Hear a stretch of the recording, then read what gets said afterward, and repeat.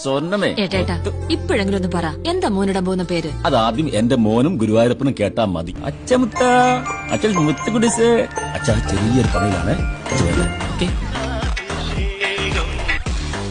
Hello കണ്ണേട്ടാ, മോൻ ഭയങ്കര കരച്ചിലാ. നീ ആ ഫോൺ കുഞ്ഞിന് ചെവി വെച്ചു കൊടുത്തേ.